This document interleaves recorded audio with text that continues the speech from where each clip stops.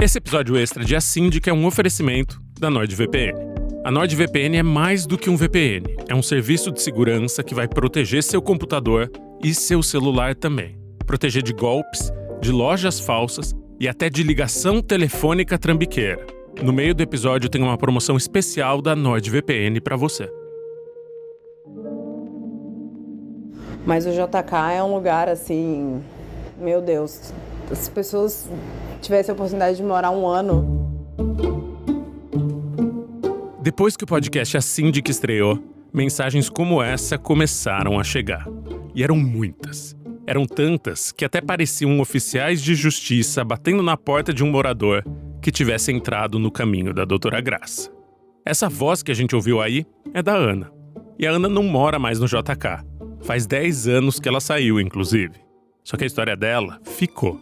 Foi graças ao JK que a Ana se casou com um homem que hoje em dia ela chama de marido. Ele ter essa autorização de ser aceito como morador, a gente tinha que ter uma comprovação de união perante o prédio. A história começa com o namorado passando cada vez mais noites no apartamento da Ana.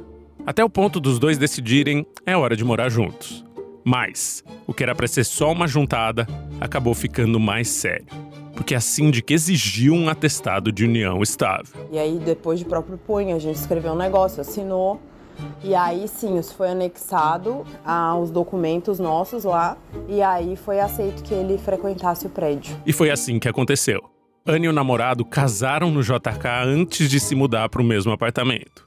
Porque era regra no JK durante a gestão da síndica doutora Graça. A gente não tinha nem um ano direito de namoro, assim. A gente meio que assinou uma união estável perante o JK, assim. Comprovando que a gente tinha uma união estável, nosso nome, documento. Acontece que essa união estável deu certo. E virou um casamento que vai além do JK.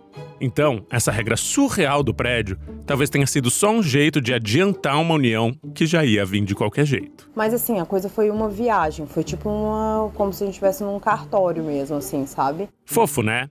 E esquisito também. Mas nem todas as histórias que a gente descobriu nas últimas semanas foram de amor que nem essa. Algumas foram de terror, outras de luta. E algumas das informações que a gente conseguiu desde que o podcast foi pro ar vieram para colocar um ponto final nessa história.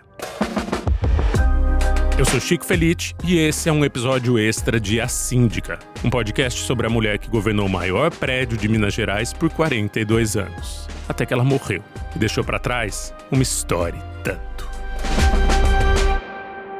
Episódio 6. Uma resposta.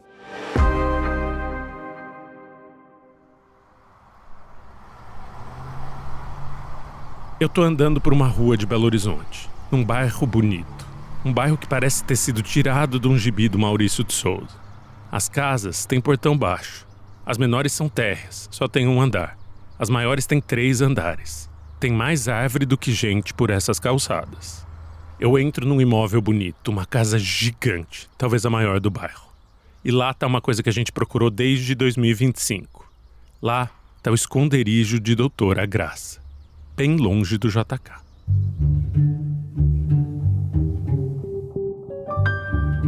Depois que saiu o primeiro episódio de A Síndica, também vieram mensagens de gente que cuidou da síndica. E várias dessas mensagens tinham o mesmo remetente. Uma casa de repouso de luxo em Belo Horizonte. E é claro que eu não vou revelar a identidade de quem conversou comigo, porque o emprego dessas pessoas estaria em risco. Mas dá para afirmar que essas pessoas trabalharam mesmo na casa de repouso. E que todas contam uma versão parecida dos fatos. Ela chegou muito debilitada, mal conseguia andar e estava muito confusa. Ficou lá por meses. Daí chegou uma senhora prostrada, nem ficar sentada ela conseguia. E foi graças ao podcast que essas pessoas perceberam que a senhora era a doutora Graça. Enquanto o pau torava na assembleia, era aqui, nessa casa, que estava a doutora Graça. Cada dia mais distante da realidade. Porque ela sofria de uma doença degenerativa que levava suas memórias e sua cognição. Inclusive, nos primeiros dias depois que ela chegou na casa de repouso, ela já estava falando coisas sem sentido. Ficou sozinha num quarto, deitada numa cama hospitalar, com pouco cabelo e sem tirar o pijama. Minhas colegas diziam, não leva muito a sério o que ela fala. Ela chamava muita gente, chamava o tempo todo e chamava gente que não existia. Ela dizia nomes de pessoas que não trabalhavam aqui. Podia ser gente do JK, vai saber. Doutora Graça falava pouco. E o pouco que falava era para ser reconhecida. Ela repetia com frequência essa frase aqui. Olha na internet como eu chamo. Eu sou a doutora. Ou seja, doutora Graça de fato ficou doente. Quem atesta são médicos e profissionais da saúde que cuidaram dela nesse período. Então, essa resposta eu posso agora cravar. Dezenas de pessoas disseram ter visto doutora Graça doente, morando oculta numa casa de repouso de luxo, onde um quarto chega a custar R$7.000 por mês, enquanto o prédio inteiro se perguntava onde ela estava. E também teve outra mensagem que chegou, além do pessoal da casa de repouso. Essa mensagem vinha de uma pessoa que trabalhava na equipe médica que atendeu a doutora Graça pela última vez. E essa mensagem era menor que um tweet. Dizia só isso aqui. Confia em mim, ela faleceu. E eu auferi. Eu medi o pulso dela no dia. E não tinha pulso.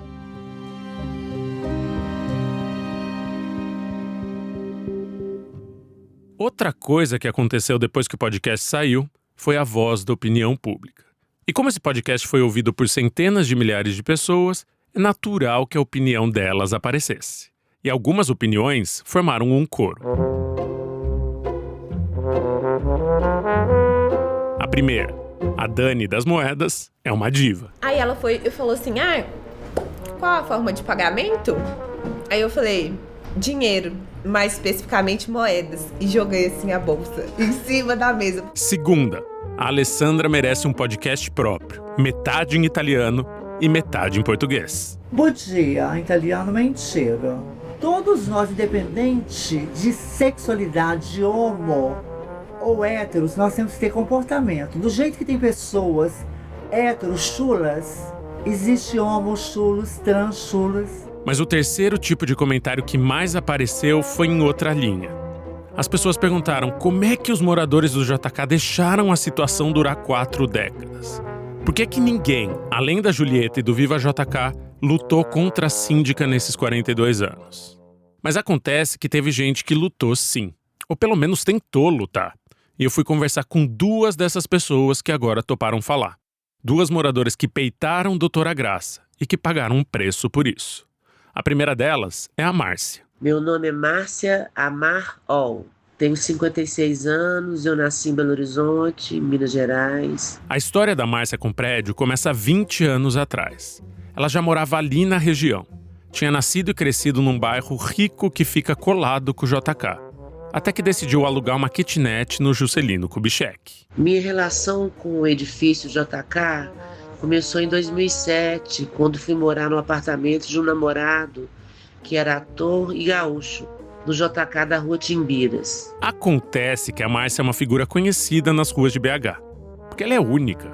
A Márcia é uma stylist que veste uns caftans coloridos, usa chapéu de pena para ir até a feira, e ela mesma reconhece que chama atenção. Você imagina, chega lá uma louca careca que ela nunca viu, que eu raspo a cabeça há 30 anos. Já sai no jornal, um caderno de moda e o edifício JK dentro, né? E o JK parecia ser o prédio ideal para uma mulher de vanguarda. Um encontro de modernidade com modernidade. Foi nesse apartamento que eu vivi alguns dos momentos mais intensos e inesquecíveis da minha vida. Tanto que a Márcia já causou nos primeiros meses que estava morando lá.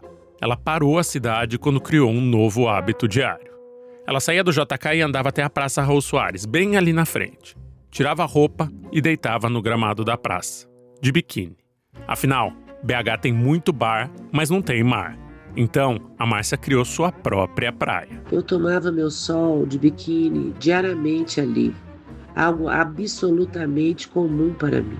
Via isso na Europa. Quando tinha um sol, as pessoas iam para as praças. Pensa na cena. Uma mulher de biquíni deitada no centro de uma cidade que tem uma fama de ser um pouquinho conservadora. E o ato de liberdade dela virou notícia de jornal. Acabou provocando uma enorme repercussão. Eu fui assediada pela imprensa de Belo Horizonte, jornais, TVs e também por veículos nacionais, entre eles a Folha de São Paulo. E a síndica sempre preferiu que o prédio não chamasse atenção. E a Márcia sabia da fama da doutora Graça, só não se importava. Mesmo antes de qualquer atrito direto, eu já ouvia histórias perturbadoras sobre a síndica do prédio.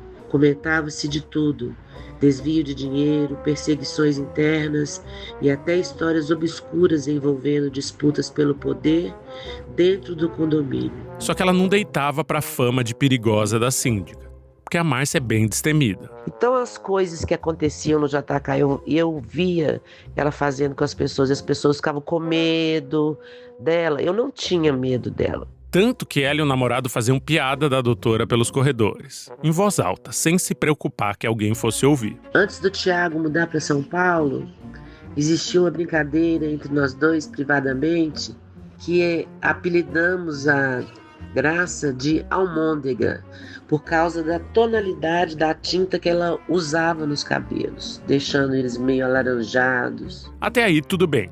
A Márcia morou no JK por alguns anos. 2 lendas urbanas conviviam até que tranquilamente. Doutora Graça e Márcia se trombavam a cada 2 anos, cronometrados, junto com uma ministra do Supremo Tribunal Federal. A doutora Graça, quando votava para a eleição, era na mesma sala do Colégio Santo Agostinho que votam eu, a Graça e a Carmen Lúcia, a ministra do Supremo, na mesma salinha. Muito engraçado. A Carmen Lúcia de segurança, a Graça de capanga e eu sozinha na fila. Mas chegou o dia em que um problema do prédio pisou no calo de Márcia. Nunca consegui entender por que o JK não possuía interfone.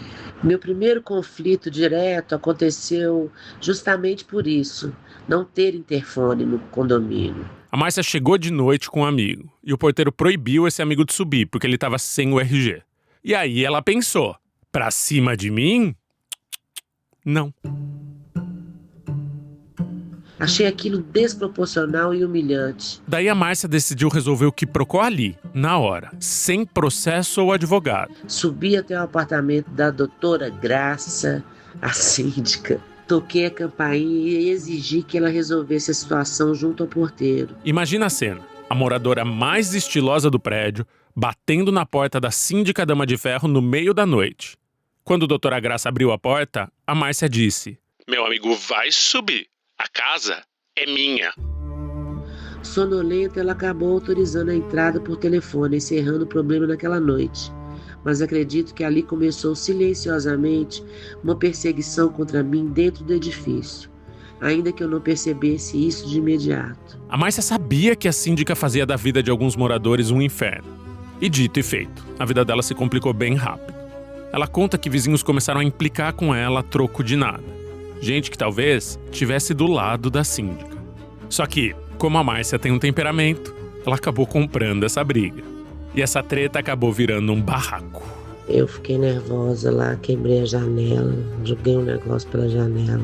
Um prato que quebrou o vidro quebrou lá na rua, não machucou ninguém, graças a Deus. Esse ato aí foi levado a sério pela administração. E a Márcia recebeu a maior punição que um síndico pode aplicar a um morador. Aí eu fui convidada a me retirar. Eu fui expulsa do JK. Ela teve que seguir pagando o aluguel por quase 1 ano, até terminar o contrato. Só que nunca mais pôde pisar no edifício JK. E é assim que termina o caso de uma moradora que decidiu enfrentar a síndica fora da justiça. Ela foi sentenciada a sair do prédio.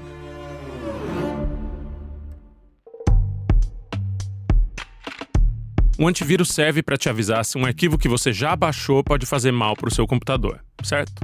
Sim, mas não é só isso. A NordVPN tem um novo sistema de segurança antivírus que intercepta as ameaças ainda na fonte, ou seja, antes do golpe começar a acontecer. Se você entrar numa loja online que é uma fraude, a NordVPN vai detectar e te avisa na hora. Chegou um e-mail com um hacker fingindo ser seu banco? A NordVPN te alerta e previne que você clique num link maldosinho.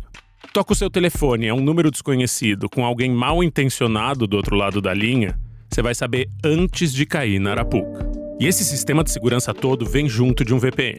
Você já sabe que um VPN é uma conexão segura que você pode usar para proteger a sua informação na internet e também para ver séries e filmes em serviços de streaming de outros países.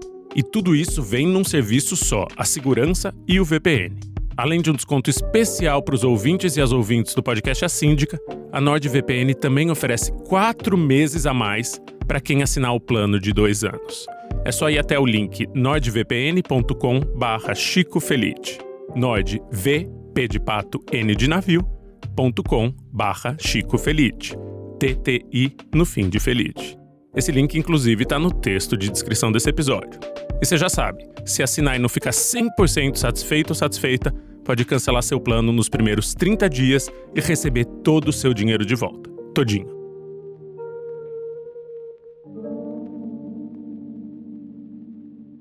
E tem uma outra ex-moradora que também comprou briga com a síndica, só que escolheu ir pelo caminho mais longo e correto, o da justiça. A pessoa que tentou levar a administração para os tribunais chama Mari. A Mari ouviu o podcast e leu os comentários dos episódios e viu que algumas pessoas escreviam: por que ninguém fez nada? E ela pensava: mas eu fiz, gente. Mas eu fiquei querendo falar, ou que alguém falasse assim, por que a gente não fez nada, entre aspas, assim, né? E aqui eu dou um spoiler. A Mari também perdeu. Mas vamos começar do começo. A Mari foi morar no JK, sabendo das histórias da doutora. Quando eu me mudei para o JK em 2021, eu já sabia dessa fama da Maria das Graças, mas eu pensava que tinha um pouco de lenda urbana misturada com machismo, e pensava que mesmo se fosse isso tudo, que eu ficando quieta na minha ia dar tudo certo, e se por um acaso a coisa descambasse demais, eu iria para o embate, iria resolver as coisas de maneira judicial. Só que ela contava com a justiça para mediar qualquer problema que pudesse existir no prédio. Enfim, ia fazer o que tivesse ao meu alcance, que eu achava que eu estaria respaldada, assim. Mas, quando ela chegou lá, viu que era mais do que uma síndica com temperamento espinhoso. E notou que o que rolava lá dentro poderia ser até crime. As más condutas dela do ponto de vista de ela é chata, ela é rude, isso não interessa, né? Interessa crime. Foi aí que ela e um grupo de conhecidos começou um trabalho digno de detetive. Eles investigavam o que a administração do prédio fazia e que feria a lei, juntava provas e anotava tudo no Excel. Então a gente fez uma planilha dos crimes que a gente sabia e foi tentando levantar prova. Esse documento ia servir para avisar a justiça que tinha muita coisa errada no prédio. Ou, como dizem em Minas, que tinha caroço no angu do JK. E aí a gente pegou todas as coisas que a gente conseguiu prova, que não era muita coisa, mas enfim, tinha algumas coisas, e levamos lá no Ministério Público. E vale lembrar que o Ministério Público é um órgão independente que investiga crimes e dá início às ações penais públicas. E aí, lá no Ministério Público, fizemos a denúncia. Primeiro a gente não foi recebido por ninguém, a gente teve que fazer denúncia assim, no guichezinho lá e tal, mas tudo bem. Até aí, tudo bem. Ela não esperava que um promotor chegasse logo no primeiro dia e recebesse ela. Aí fizemos a denúncia lá, anexamos todos os documentos que a gente tinha e aí formalizou uma denúncia lá, anônima, né? Porque a questão toda era essa, que a gente não queria entrar num embate nominal. Só que depois de algumas semanas, ela ficou sabendo que a denúncia dela tinha sido engavetada. Mas a denúncia do Ministério Público não foi para frente. A da parte criminal e civil, das coisas que ela fazia com a gente, moradores, né, desses abusos e desses crimes. O Ministério Público afirmou que aqueles possíveis crimes não eram de interesse público. Podiam até ser crimes, eles não iam avaliar isso, só que eram da esfera privada. Foi um balde de água fria para Mari. Só que essa batalha perdida não era o fim de uma guerra para ela. Ela decidiu juntar reforços e procurou uma advogada especialista nesse tema. Aí eu fui num escritório de advocacia especializado em direito condominial para ver as possibilidades assim, que a gente teria de atacá-la de outras formas. Só que uma das primeiras coisas que ela ouviu da advogada foi o seguinte: você vai ter que dar a cara a tapa. Você vai ter que aparecer. Era praticamente impossível abrir uma ação contra o prédio ou contra a síndica de forma anônima. A única forma de fazer um processo de maneira sigilosa seria se tivesse um inquérito concluído em que fica atestada a ameaça à nossa segurança. E para ter o inquérito concluído, você tem que fazer um boletim de ocorrência. No boletim de ocorrência, tem que constar o seu nome e o seu endereço. E a Mari tinha medo de comprar uma briga pública com a síndica, pelos motivos que a gente já ouviu aqui em 5 episódios. Sofrer assédio jurídico, ser humilhada no jornalzinho do prédio, ser processada, ou até ser proibida de entrar no próprio imóvel. Porque você tem uma pessoa lá que tá te acuando, te obrigando a fazer uma coisa que você não quer, porque senão ela te ameaça. Aí você vai fazer um boletim de ocorrência, a pessoa vai ter seu endereço. Tipo assim, que? Ela deu com a cara na parede. E até hoje ela acha que deveria existir um jeito de denunciar alguém poderoso sem precisar entrar na rota de colisão com essa pessoa. Ou seja, tem um buraco aí muito grande assim, no nosso sistema judicial, que eu entendo, claro que é por causa do direito à ampla defesa, mas você simplesmente fica de mãos atadas quando você quer fazer, você quer impedir um criminoso que tá assim, te acuando, né? Uma pessoa que tem esse tipo de prática, assim. Você simplesmente não tem o que fazer. A Mari tinha perdido mais uma batalha e estava prestes a jogar a toalha.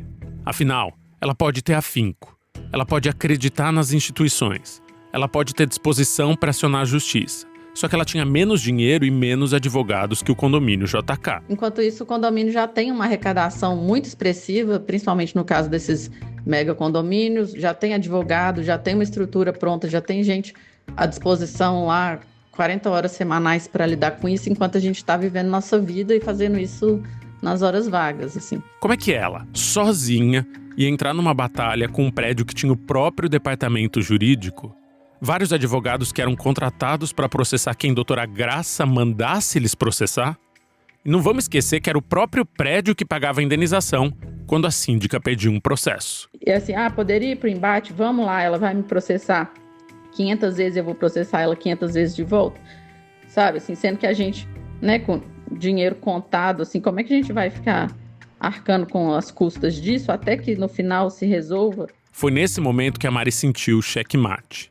Ela não ia dar seu nome para entrar numa guerra sem fim com uma mulher que tinha um exército de advogados. Então, assim, ela achou o crime perfeito, o método perfeito, né, que é o lawfare. Essa palavra aí que ela usa, lawfare, é o termo em inglês para assédio jurídico. Porque a Julieta viveu as tais 66 interpelações judiciais. E foi aí que ela pendurou as chuteiras. Quando a Mari se deu conta de que estava diante do que chama de crime perfeito, ela desistiu.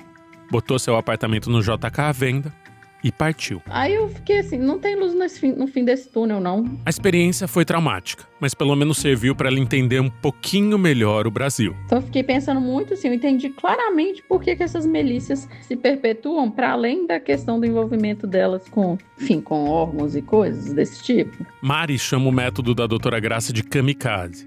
Diz que ela agia como quem tivesse um plano perfeito, só que ao mesmo tempo não parecia ter plano nenhum. E aí foi quando eu resolvi vender meu apartamento, porque eu saí de lá completamente desesperançosa. Hoje em dia, morando longe do JK, a Mari faz questionamentos.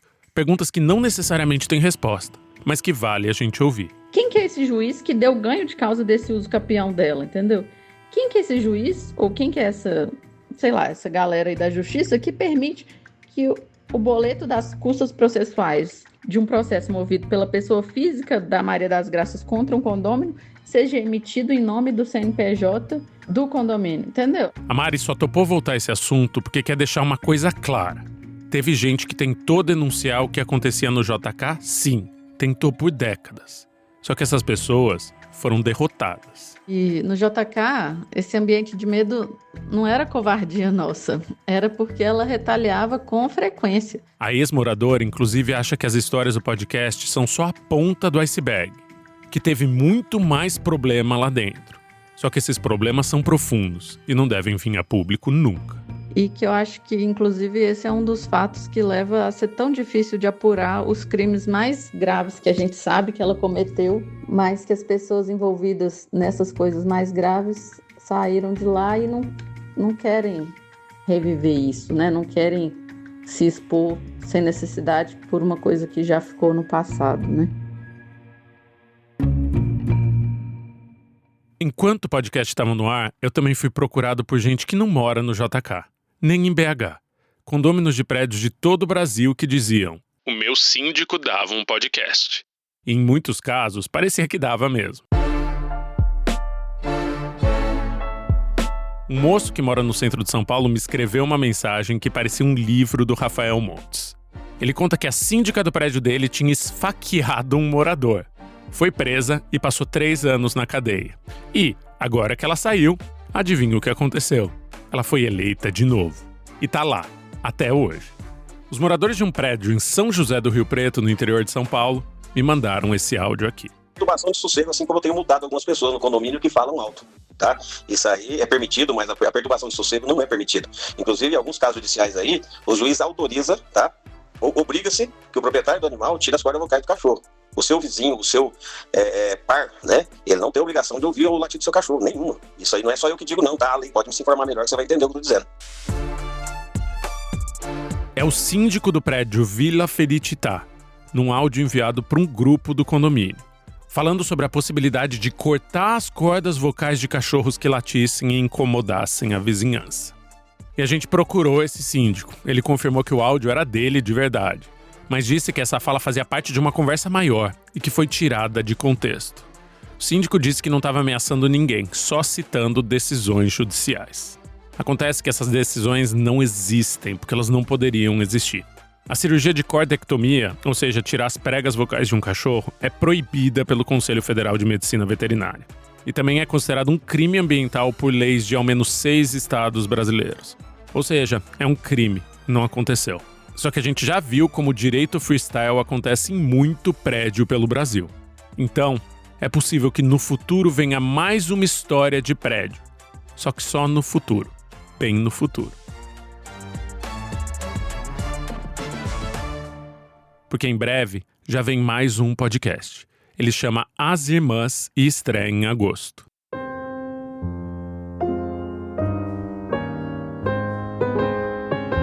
As Irmãs é uma história única, porque ela é tão misteriosa quanto ela é bonita. As Irmãs é um segredo escondido numa mansão no coração de São Paulo. Uma casa enorme onde morou muita gente, milhares de pessoas. E algumas dessas pessoas nunca mais se viram, por mais que sejam parentes. Em agosto, a gente se reencontra. Aqui vai um gostinho do podcast As Irmãs. Muito obrigada. Incrível, somos São Paulo. Cheguei, você chegou. Nossa, é meu país, meu Deus, eu cheguei. Ai, que demais. Meu país, eu acho que eu tô na namorada do Brasil, pra caramba. Eu não quero voltar, mas com meus filhos, tá? Deixa eu te ajudar, vamos lá. Até lá, fica aqui meu abraço pra você e pros seus. E muito cuidado com quem você vota no seu condomínio.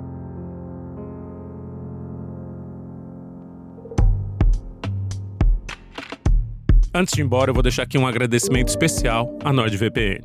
E a minha recomendação é que você proteja agora os seus dispositivos. E viva sem medo de golpe. O link para assinar a NordVPN está no texto de descrição desse episódio, com uma promoção especial.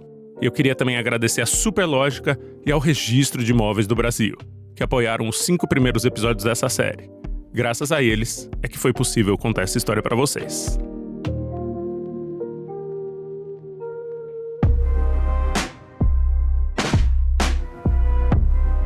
A Síndica é um podcast da Pachorra Felite Áudios, Livros e Filmes. Eu sou Chico Felite, criador, apresentador e escrevi o roteiro desse episódio. O Luan Alencar edita essa série e também dirigiu ela. A produção desse episódio é da Beatriz Trevisan e do Alex Bessas, com assistência do Alan Batista e do Pedro Guarachi. O desenho da capa do podcast é da Catarina Pinhato. E a gerência dos canais é da Domênica Mendes. Obrigado por ter ficado com a gente até agora. E a gente se cruza em breve, se acontecer mais alguma coisa no condomínio JK. Se não, até agosto. Um abraço!